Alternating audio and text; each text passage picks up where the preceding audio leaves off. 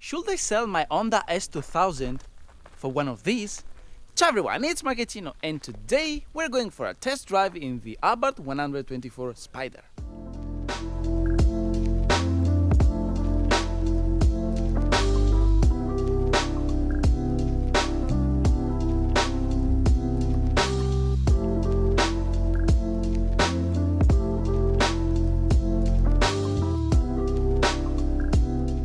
Selling the S2000 for one of these, well, mind of you would say this is a blasphemy, but honestly, why not? Prior buying the S2000, I was quite tempted to buy an Abarth 124 for the reason that when this car was brand new, I was quite excited when I drove it because I was there during the media launch of this car. The only small problem of this car was the price, because brand new it was priced 40,000 euros. That, in my opinion, it was way too much. But now things are slightly different, because in the second-hand market prices are starting to get interesting. In fact, in Italy they start at about 20,000 euros going up, which I think it's a serious good deal. For this kind of money you get a proper sports car. I think I should raise the voice a little bit, because the Abarth I'm driving is not totally stock. The one I drove it back in the days was, but this one has quite a few tweaks that make this car even more interesting, because if I want to really sell this 2000, I want to get another car pretty much the same, so rear-wheel drive, manual gearbox, fun to drive, and why not with some room of improvement, because with the natural aspirated VTEC you cannot really increase the power. So in this case I wouldn't even consider the sister of the Abarth, the Mazda, that was loud, the Mazda MX-5, of course the one with the 2-liter natural aspirated. Both are very similar, but with some important differences that make two cars very different to drive. So this one is a turbo engine, 1.4 liter, 4-cylinder turbo, multi-air.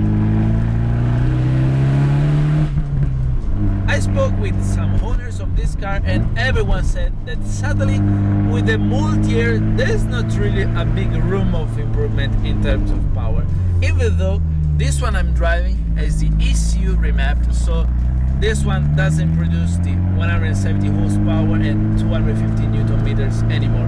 It has more power, the owner doesn't really know exactly how much, but I have to say that this car is so light that even with the stock engine is actually quite fast and good fun to drive.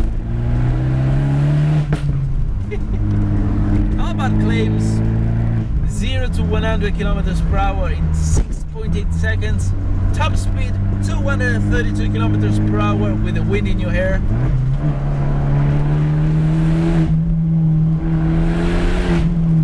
It's available also with the automatic transmission, but honestly, please, no. On a car like this, just go for the manual, because honestly, this is a very good manual. And I tell you that because I'm used to my 6-speed manual of the S2000, and honestly, I think it's one of the best manual gearbox I have ever experienced. And driving here my S2000 and right after jumping on this car, I can tell you that this manual is a proper manual.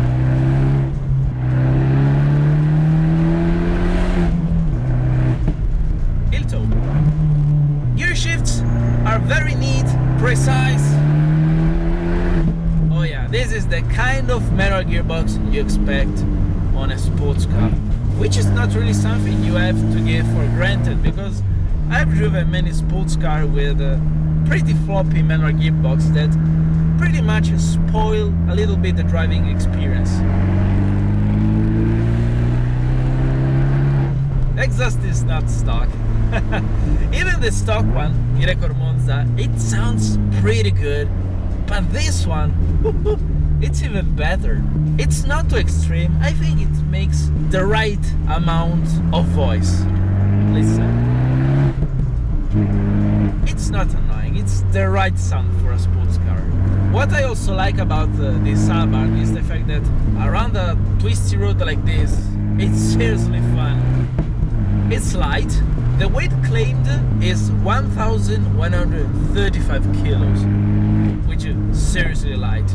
To make this car even better and faster around the corners, the owner has decided to get rid of the standard built-in suspensions and fit something even more extreme. Maybe something right for the lap times rather for a mainly road use, because now this car has built-in B16, which is a fully adjustable kind of suspensions. Something that is even too much for me. On my S2000 I have the B14, which I find to be the perfect balance between daily and sports use. Being also perfectly balanced, 50 in the front and 50 in the back. Oh yeah.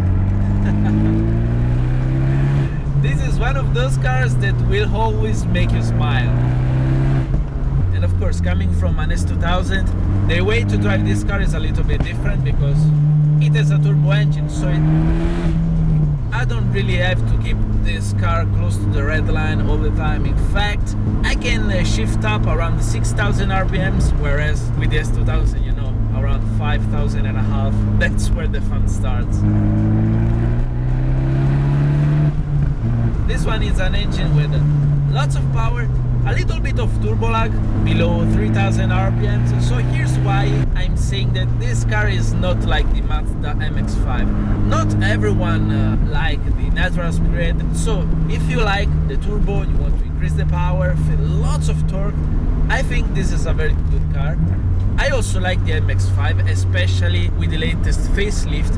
The 2-liter natural aspirated, they have increased the power up to 184 brake horsepower. Buying this car second-hand right now, I think it's a great deal.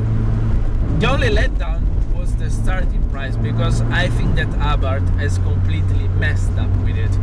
It's a great product, but not at 40,000 euros. At 20-25, it is. It truly is. Everything is not perfect though, because price aside, one big defect of this car is the driving position, because honestly I cannot find myself a proper position behind the wheel. With the S2000 I do. This kind of Japanese sports car, I feel like they're designed mainly for the Japanese people, which, you know, they're not really tall. I'm not tall, I'm about 1 meter 73, stuff like that. On the S2000 I feel like I'm perfect for that car, but for this Abarth I feel like I'm too big, because for example now the way I have adjusted the seat, it's perfect. The problem is with the steering wheel, because I cannot put it closer to me, which means that right now, which is the best position I can have, if you see that, I'm touching the lower part. Aside that, if you can live with this little issue, this car is serious fun. I think this could be potentially a great replacement of the S2000.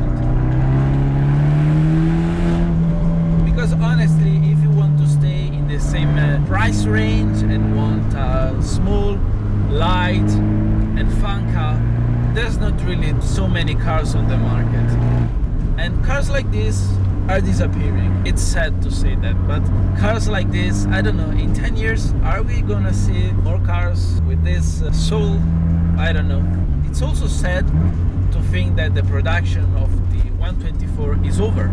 Production was ended last year, so Fiat stopped the production, and then also Abarth had to do it. And considering that Abarth relies very much on Fiat and their models, I'm not sure if you're gonna see another fun car branded Abarth or even branded Fiat like this.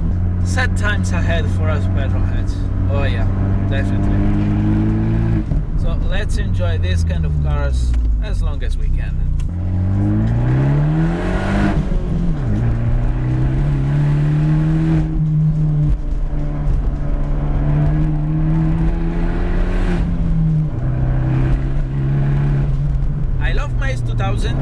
I'm not gonna tell her that in today's video I was thinking about a potential replacement, but still, in my honest opinion, this is a great car, so who knows in the future.